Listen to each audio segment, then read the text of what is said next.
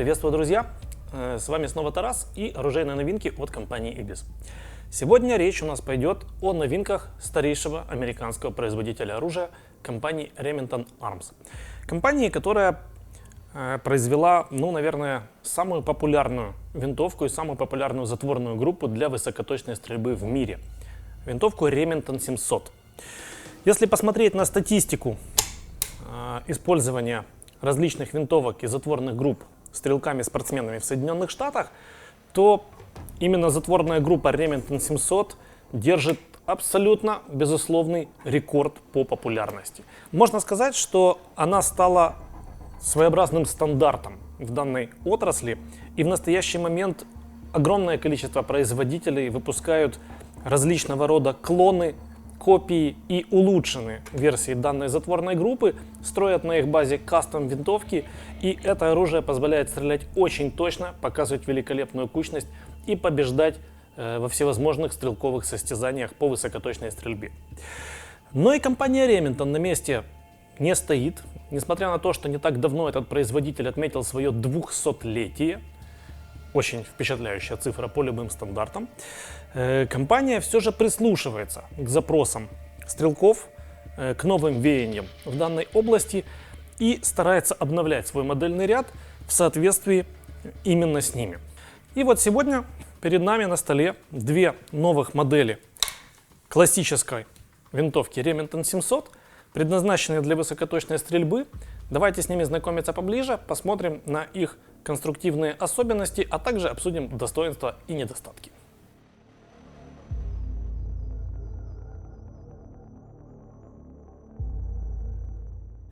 Перво-наперво мы компанию Remington немножечко поругаем.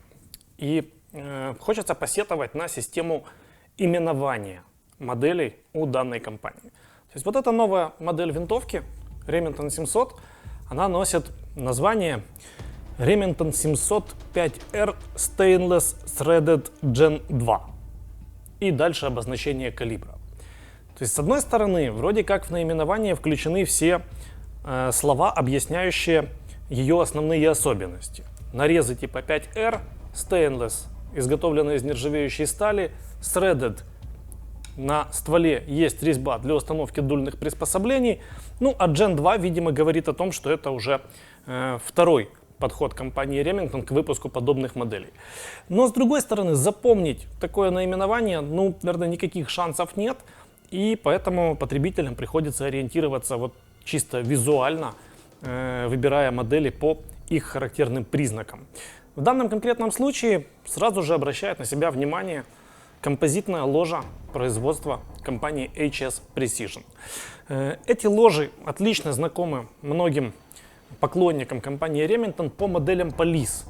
Именно в полицейских версиях модели Remington 700 эти ложи появились впервые несколько десятков лет назад и заслужили очень неплохое реноме, потому что они достаточно легкие, очень жесткие. За счет алюминиевого беддинг-блока в большинстве случаев для точной стрельбы не требуется выполнение беддинга и каких-либо других мер по улучшению ложи. И вот такая ложа, она порадует прежде всего, я думаю, охотников, потому что стрельба из нее будет комфортной абсолютно любую погоду, как в жаркий летний зной, так и в холодную зимнюю стужу. Ложа выполнена в интересной расцветке, я думаю, вы все видите своими глазами. В принципе, винтовка выглядит очень красиво и гармонично. Ключевые особенности конкретно этой модели, как я уже упоминал, это производство винтовки из нержавеющей стали.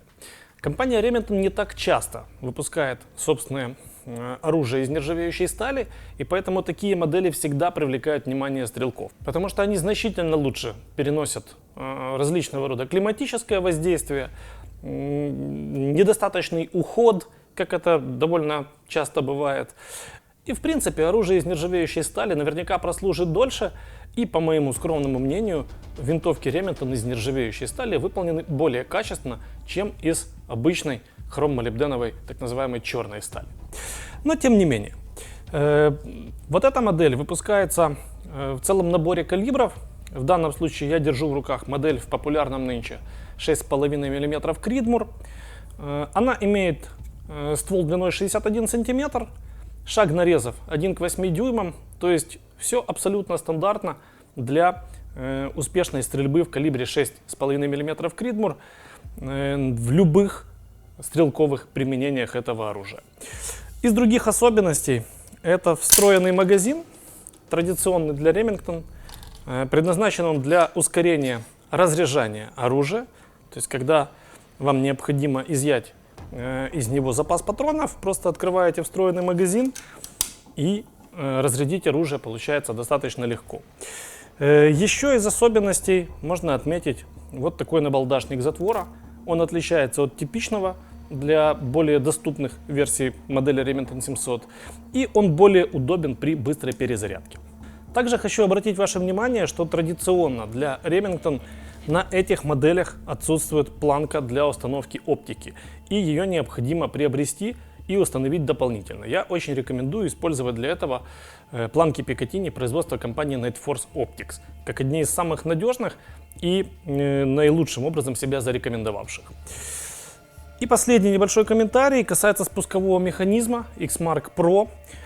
Это одна из улучшенных версий спускового механизма Remington для модели 700. И если для охотничьих целей она наверняка удовлетворит потребностям любого охотника, то для спортивной стрельбы, я думаю, рано или поздно возникнет желание этот спуск заменить. В случае с Remington 700 делается это несложно.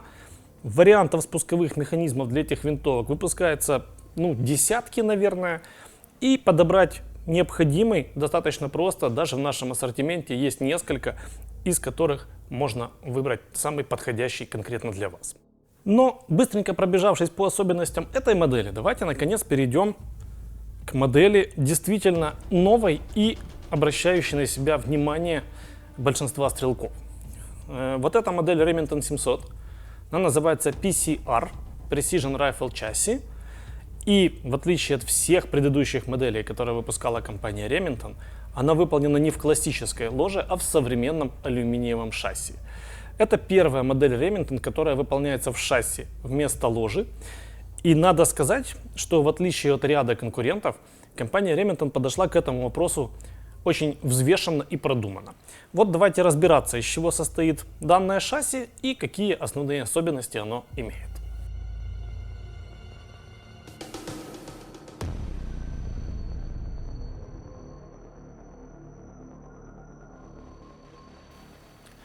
Для начала давайте рассмотрим вот какой вопрос. Почему вообще в последнее время винтовочные шасси стали значительно популярнее, чем классические ложи? Особенно в среде высокоточной стрельбы. Дело в том, что современные шасси позволяют решить сразу три проблемы, стоящие перед стрелками-высокоточниками. Во-первых, обеспечить максимально надежную, стабильную и жесткую платформу для улучшения кучности стрельбы винтовки. Большинство шасси выполнены из авиационного алюминия и обеспечивают значительно лучшую стабильность при стрельбе, чем классические ложи. Особенно если речь идет о доступных пластиковых ложах, которыми комплектуется бюджетное оружие. Пункт номер 2.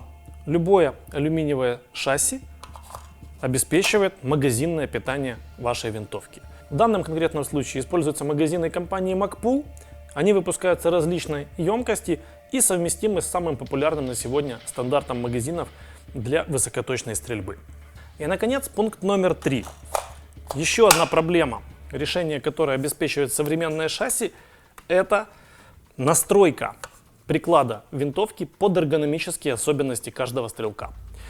Как видим, здесь установлен приклад производства компании Magpul, модель, которая так и называется PRS, Precision Rifle Shooting, то есть модель, предназначенная для высокоточной стрельбы.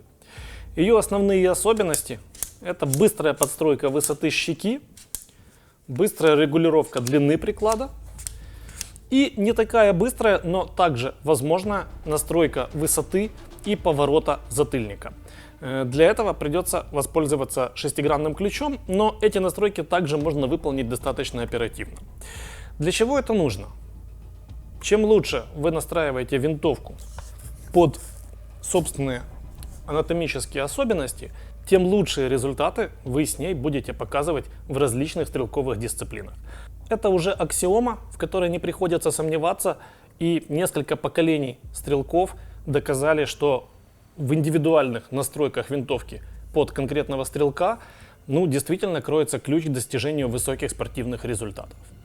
Другие особенности данной модели: матчевый ствол длиной 24 дюйма, выполнен из хроммолибденовой стали. Ствол свободно вывешен, то есть нигде не касается цевья, как, впрочем, и в этом случае. В отличие от модели, которую мы рассмотрели ранее, на нем нет каннелюр, проточек для снижения веса, но здесь это и не требуется, потому что, по убеждению многих стрелков-спортсменов, большая масса стрелкового комплекса только способствует улучшению точности боя оружия. На конце ствола, как видим, есть резьба для установки дульных насадок, саунд-модераторов либо дульных тормозов. И обращает на себя внимание трубчатое цевье данного шасси. На нем выполнена вот такая перфорация. Это не только украшение, это еще и интерфейс для установки различных аксессуаров. К примеру, обратите внимание, на цевье этой винтовки нет антапки.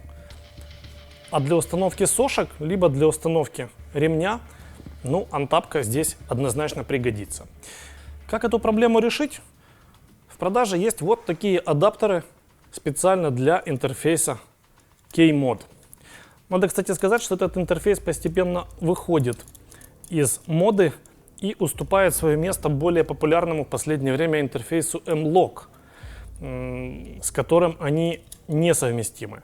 Но, тем не менее, найти необходимые адаптеры для установки сошек и других аксессуаров на данное цевье пока что никаких проблем не составит. Вот так устанавливается адаптер, фиксируется на цевье.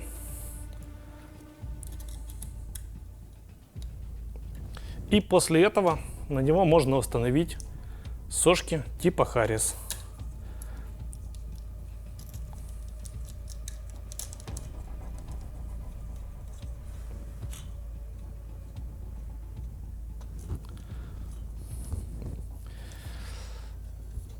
И теперь мы обеспечили данной винтовке удобный инструмент для стрельбы лежа с опорой на сошки. И еще обратите внимание, на этой модели, в отличие от большинства других моделей Remington 700, уже установлена с завода планка Picatinny для монтажа оптического прицела. Достаточно качественная алюминиевая планка, которая избавляет пользователя от лишних хлопот по поиску, приобретению и установке такой планки самостоятельно. Это похвально. Также из особенностей данной модели обращает на себя внимание вот такой листик, который показывает результаты тестового отстрела данного оружия, произведенные на заводе. Компания Remington утверждает, что эта винтовка будет стрелять не хуже 1 угловой минуты по 3 выстрелам, произведенным на дистанции 100 ярдов. И с помощью системы электронной мишени она испытывает каждый экземпляр винтовки Remington 700 PCR перед тем, как отправлять ее на полки магазинов. На самом деле это явление, раньше Remington никогда не занималась тестовым отстрелом своего оружия на заводе, и несмотря на то, что речь идет всего о 3 выстрелах, но это уже позволяет будущему владельцу быть уверенным в том, что оружие исправно, стреляет точно и достаточно кучно для того, чтобы применять его для спортивных дисциплин и высокоточной стрельбы.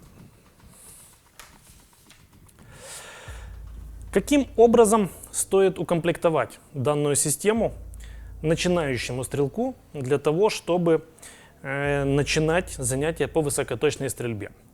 Вариантов может быть достаточно много, но я постарался подобрать один, который, на мой взгляд, подходит сюда оптимальным образом. Начнем, пожалуй, с оптического прицела. В данном случае я предлагаю использовать оптический прицел компании Nightforce линейки SHV. Это более доступная линейка оптических прицелов по сравнению с основной, но они также обеспечивают отличную точность стрельбы, хорошую механическую надежность и позволяют приобщиться к миру высокоточной стрельбы, при этом оставаясь достаточно доступными. Прицел монтируется на планку, в данном случае на кольцах компании Nightforce. И обратите, пожалуйста, внимание, несмотря на то, что кольца имеют низкую высоту, низкий профиль, за счет высокой планки для монтажа оптики необходимый зазор между объективом прицела и цевьем винтовки здесь сохраняется. То есть компания Remington этот момент продумала.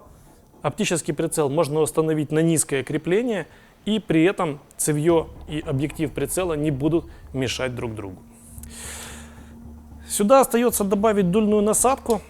В данном конкретном случае это будет саунд-модератор производства финской компании Eisutra, модель SL7.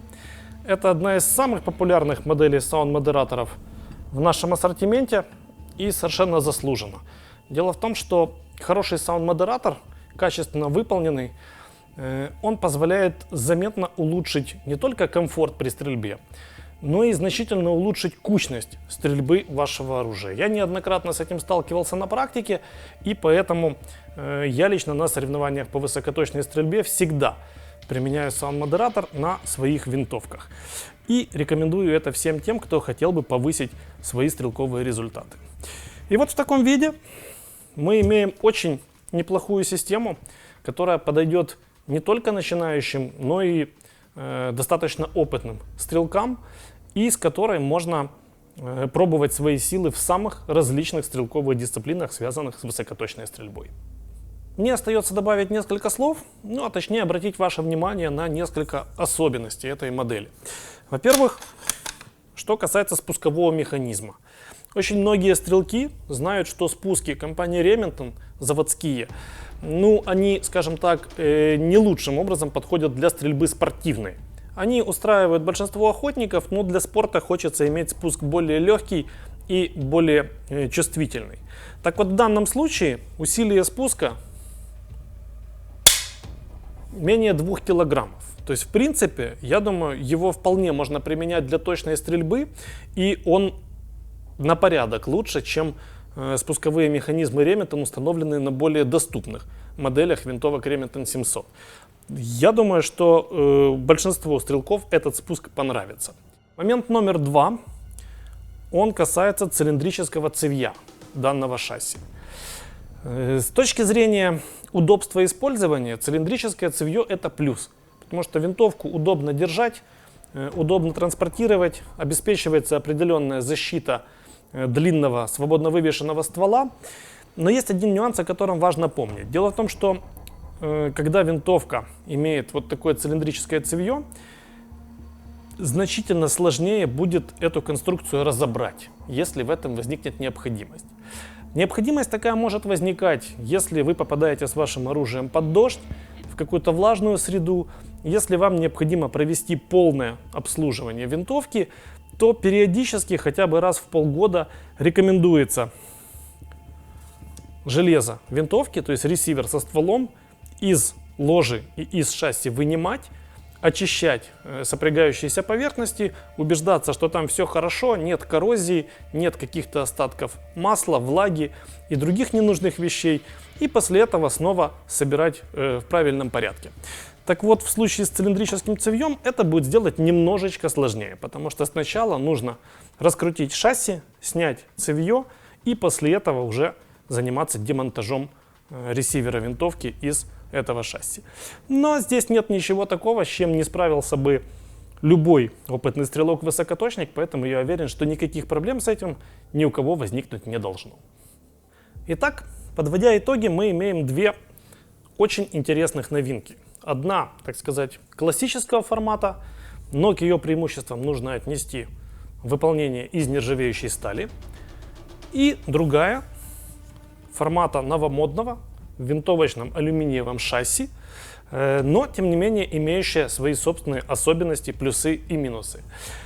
Обе винтовки имеют приблизительно равную стоимость, какую из них предпочесть, дело вкуса и дело ваших стрелковых навыков.